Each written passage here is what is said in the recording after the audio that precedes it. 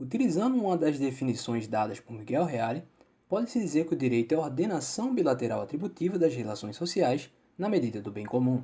Destrinchando-se o conceito, percebe-se que o direito busca ordenar a conduta dos indivíduos, possui um elemento coercitivo para que a ordem designada seja cumprida, tem como finalidade o bem comum, que seria a ordenação do que cada homem pode realizar sem prejuízo alheio, e, por fim, é formado por uma relação entre agentes onde cada um tem suas obrigações que deve cumprir para com o outro, ou seja, possuem atribuições mútuas.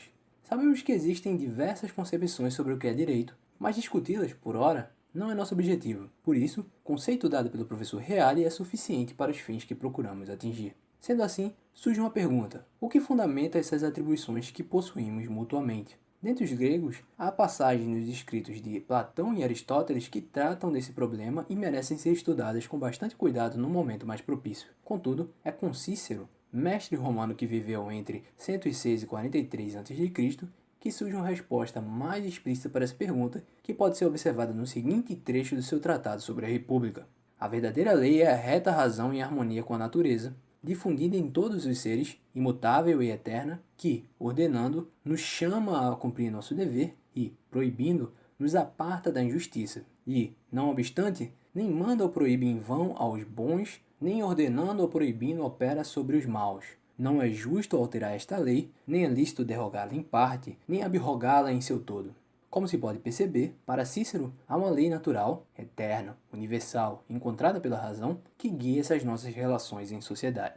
Além de Cícero, deve-se pelo menos citar a contribuição do grande filósofo católico São Tomás de Aquino, que viveu no século XIII. Para ele, a lei positiva, entendida aqui como legislações de uma determinada sociedade, seria derivada de uma lei natural. Todavia, essa derivação tem diferentes aspectos. Algumas vezes a lei natural dita como a lei positiva deve ser, como por exemplo, a lei natural requer que o assassinato seja proibido, e outras, ela deixa uma certa margem para a escolha humana que age baseada em costumes ou decisões políticas, como por exemplo, a fixação de como será ordenado o tráfico em determinada via. Os dois pensadores citados, dentre outros que também poderiam tê-lo sido, fazem parte de uma tradição chamada justnaturalismo clássico. As características principais dessa corrente são reunidas pelo saudoso filósofo brasileiro João Pedro Galvão de Souza em sua obra Direito Natural, Direito Positivo e Estado de Direito, na qual afirma que o direito natural é essencialmente moral porque tem por fim o bem do homem enquanto homem, ao passo que o direito positivo tem por objeto o bem humano social. Além disso, o direito natural, no sentido estrito, reduz-se aos primeiros princípios de moralidade, que podem ser resumidos no princípio generalíssimo: o bem deve ser feito e o mal evitado, do qual pode-se tirar conclusões particulares. Desse modo, para o justnaturalismo, o fundamento dessas nossas atribuições mútuas seria derivado de uma lei superior eterna e essencialmente moral. Porém, ainda haveriam outras obrigações que seriam derivadas, como diz Aquino, de costumes ou escolhas políticas, visto que o direito natural é expresso em um número reduzido de princípios morais. Em contrapartida a isso, o século XX traz um novo tipo de resposta a essa pergunta por autores como Hans Kelsen,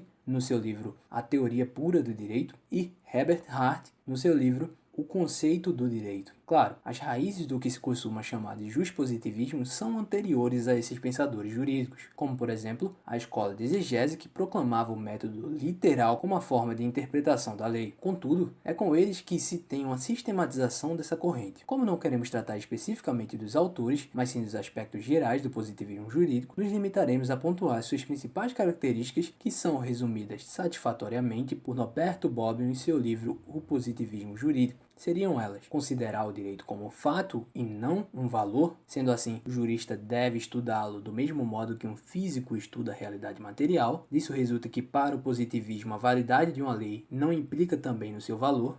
Entender como direito as normas que vigem numa determinada sociedade e que podem ser aplicadas por meio de coerção, acreditar que a legislação seria a fonte preeminente do direito, sustentar que a interpretação do jurista deve prezar por um elemento declarativo sobre o produtivo ou criativo e, por fim, defender a teoria da obediência absoluta da lei enquanto tal. Assim, para o justpositivismo, o que fundamenta as nossas obrigações e sociedade seria um conjunto de regras que se impõem por meio da força. O direito não se importaria com a moral, mas sim com a validade da lei, sendo esse o ponto-chave para todos os autores filiados a essa corrente. Nesse quadro, podemos identificar as diferenças entre o justnaturalismo clássico e o justpositivismo. No justnaturalismo clássico, o direito seria essencialmente moral, enquanto no justpositivismo ele é entendido como um fato separado da moral. No justnaturalismo, o fundamento das obrigações de sociedade seria numa lei superior, enquanto no justpositivismo seria na possibilidade de coerção. E, por fim, o justnaturalismo defende que a legislação possa ser interpretada de acordo com essa lei natural e eterna, que é encontrada pela razão, podendo ser declarada válida ou inválida se lhe for contrária. Já o justpositivismo entende que a interpretação da legislação deve prezar pela análise declarativa, ou seja, descobrindo o que a própria letra de lei quer dizer.